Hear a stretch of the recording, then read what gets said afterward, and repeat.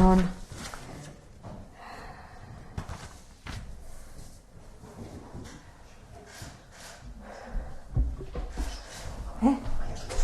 Bai, lasai. Lasai, bine.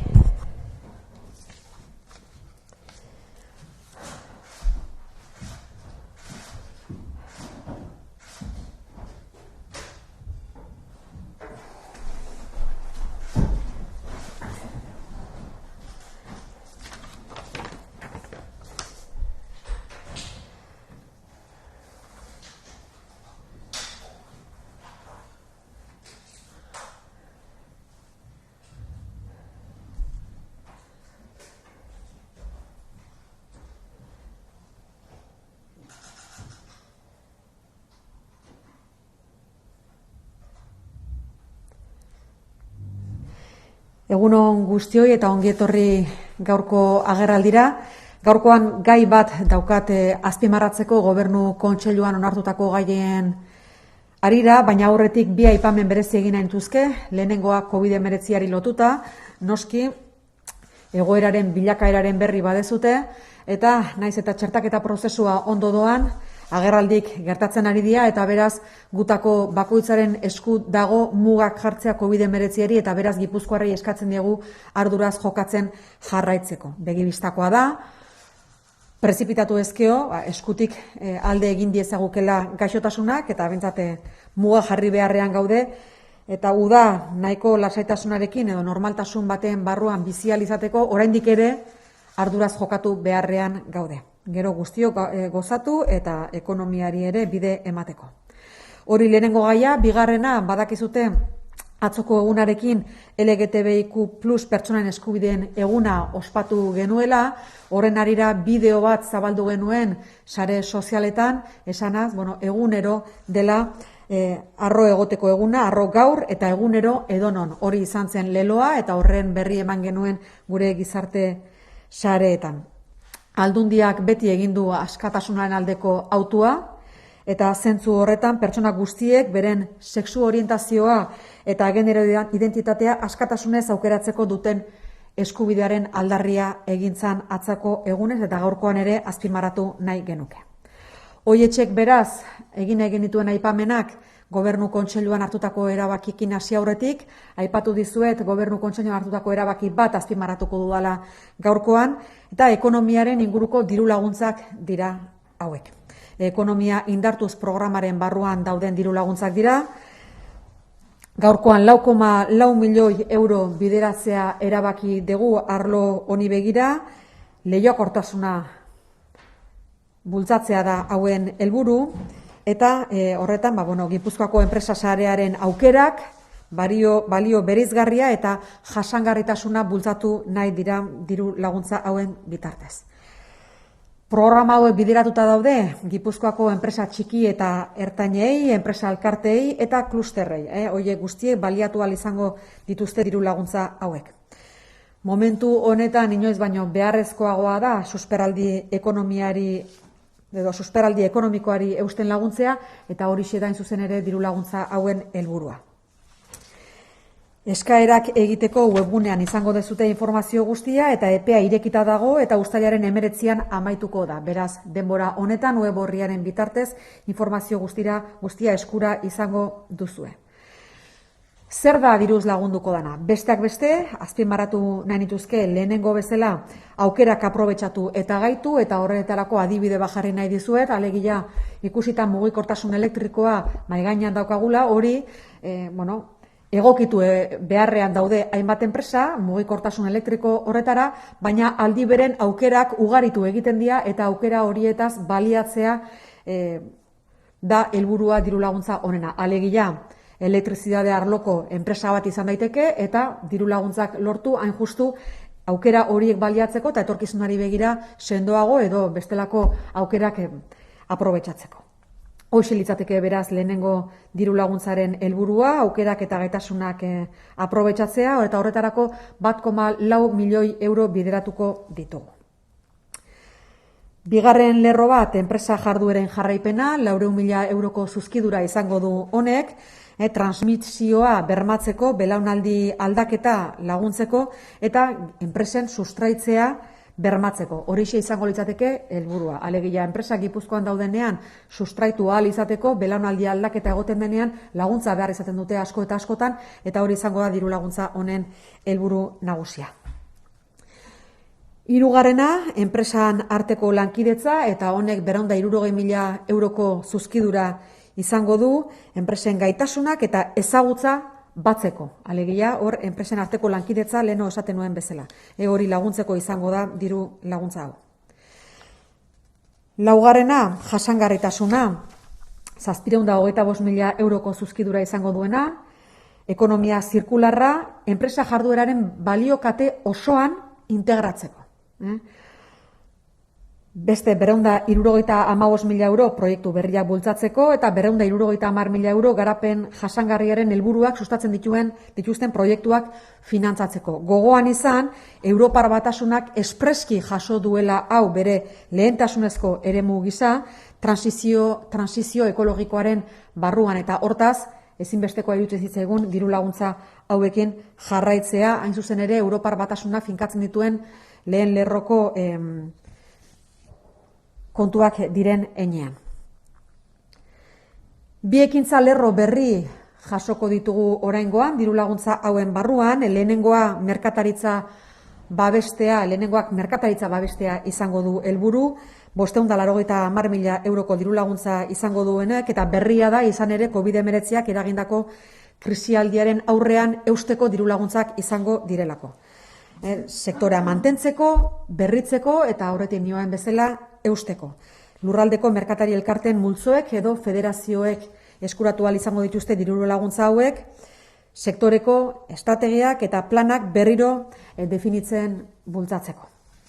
Horixe izango dute helburu. Eta bigarren diru lerro berria, Gipuzkoako ekosistema sozioekonomikoan ezagutza sustatu, sortu, transferitu eta partekatzea helburu izango duena. 500.000 euroko zuzkidura izango du honek.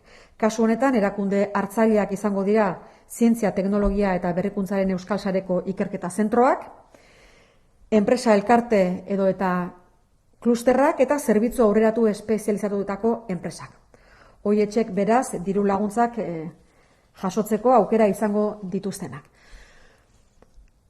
Hori gaurko gai nagusia, gaurko gobernu kontseiluan onartu duguna, 4,4 milioi euroko zuzkidura izango duena, ekonomia suspertzeko batipat momentu honetan bere biziko garrantzia izan duena eta izango duena etorkizunean ere.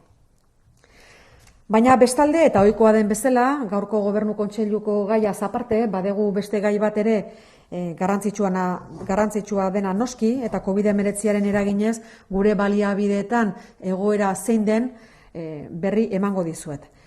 Aste honetan ez dago erabiltzaile bakar bat ere diagnostiko positiboarekin gure baliabide publikoetan. Bakar bat ere ez. Ez adinekoen egoitzetan, ez eguneko zentroetan, ez desgaitasuna dutenei arreta emateko zentroetan, ez gizarte inklusioan, ez da adingabeen zentroetan ere. Bakar bat ere ez. Langilei dagokienez, adinekoen egoitzetan 3 langilek eman dute positibo, Gipuzkoako 3 egoitzatan. Hori da, gaur daukagun egoera, orain arteko onena. Bai egoiliarrei, erabiltzaileei eta langilei dagokienez ere. Un resumen breve en relación a las decisiones que hemos adoptado en el Consejo de Gobierno de hoy. Un asunto de importancia en relación a la economía. Hemos aprobado 4,4 millones de euros para fortalecer la competitividad y la transformación del tejido empresarial de Guipúzcoa. Este programa de ayudas cuenta con 8 líneas específicas que están destinadas para pymes, asociaciones empresariales y clústeres del territorio. Está dentro del programa Economía Indartuz. Llevamos insistiendo ya mucho tiempo que estamos articulando medidas coyunturales también para mantener la actividad económica y el empleo, para tener un modelo empresarial competitivo, que tenga a la persona en el centro, que genera riqueza y que lo hace además de manera sostenible y enraizándose en Guipúzcoa, que también es por supuesto, importante. Toda la información al respecto y la manera de conseguir estas ayudas las van a encontrar en la página web del departamento y el plazo ya está abierto y finaliza el 19 de julio. Toda la información la tendrán en la página web del Departamento de Promoción Económica, Turismo y Medio Rural. Voy a citar algunas de las líneas de ayudas que hemos incorporado en esta convocatoria. Por una parte sería la sucesión y transmisión de la empresa, cooperación empresarial, integrar la economía circular en toda la cadena de valor, respaldo al comercio, promover, generar, transferir y compartir conocimiento en el ecosistema socioeconómico de Guipúzcoa. Las destinatarias serán, en este caso, los centros de investigación. Estas serán las líneas de ayudas que hemos aprobado en el día de hoy con una dotación de 4,4 millones de euros. Y, en segundo lugar, como viene siendo habitual, el parte de política social en relación a las personas usuarias de los recursos de la Diputación Foral de Guipúzcoa. Decir que no tenemos a ninguna persona usuaria de nuestros recursos que haya dado positivo. Y en este momento tenemos a tres personas trabajadoras de 3 residencias de Guipúzcoa que han dado positivo en el test PCR. Por tanto, es la mejor situación que hemos vivido hasta ahora desde el inicio del COVID-19. Confiando en que esto siga así y que vaya a mejor. Hortik aurrera galderaren bat izango bazenute, erantzuteko prest naukazue.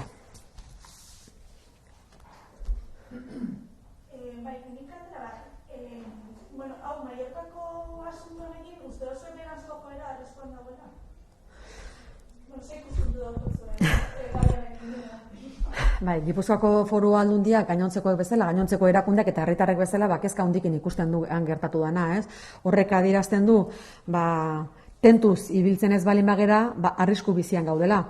Eta orduan, noski, jarraipen estua egiten dugu, gu osasun departamentuarekin harremanetan gaude etengabe horren bilakaeraren jakitun izan gaitezen, baina nik uste dut era berean herritarrei ere abisu badala esanez, kontuz, ez gaitezen prezipitatu, zehala egiten balin badegu, bilakaera okerrera jungo da. Eta oraindik ez da bukatu, oraindik COVID-19 gure artean jarraitzen du, eta gutako bakoitzak arduraz jokatzen jarraitu behar du bukatu bitartean. Altanotzako abisu bezala balio dezake. Gazteleraz, bien, nosotros estamos, la Diputación Foral de Guipúzcoa evidentemente sigue con preocupación lo que ha acontecido en Mallorca y también el impacto que puede tener en los estudiantes y también evidentemente en los contagios que se hayan podido producir a la vuelta. Esto evidentemente nos preocupa, pero al mismo tiempo es una llamada de atención, puesto que el COVID-19 no ha desaparecido de nuestras vidas. En la medida en que el proceso de vacunación avanza, tenemos que seguir siendo responsables y tomando las medidas necesarias para que no se produzcan los contagios. Por lo tanto, puede servir también como aviso para la ciudadanía, para no olvidar que todavía tenemos que seguir cuidándonos y cuidando a nuestro entorno. ¿Este galderarik? No sé si ese dato se puede facilitar entre las 3 personas de los trabajadores de las residencias positivos con test PCR, ¿se habían vacunado o habían sacado la vacuna? Esa información no la podemos dar porque evidentemente es una información confidencial y además sería muy fácil detectar cuáles son esas 3 personas. No lo hemos hecho hasta ahora y no lo vamos a hacer ahora tampoco, pero insistir en el mensaje de siempre, es decir, que la vacunación nos protege, pero no impide la transmisión y no impide que nos contagiemos. Otra cosa es que evidentemente lo que hace y lo que hemos vivido nosotros en las residencias de Guipúzcoa, que es un ejemplo especialmente importante, puesto que el COVID-19 ha afectado a las personas de mayor edad y con más patologías, lo que nos protege es frente a la enfermedad, pero lo que no impide es el contagio.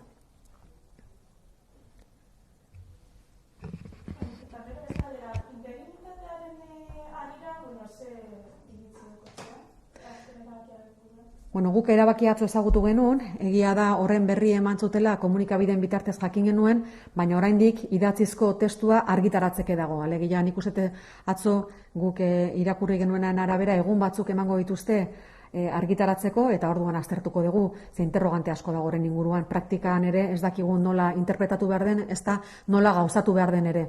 Orduan, ordura arte bazai egongo gera, noski.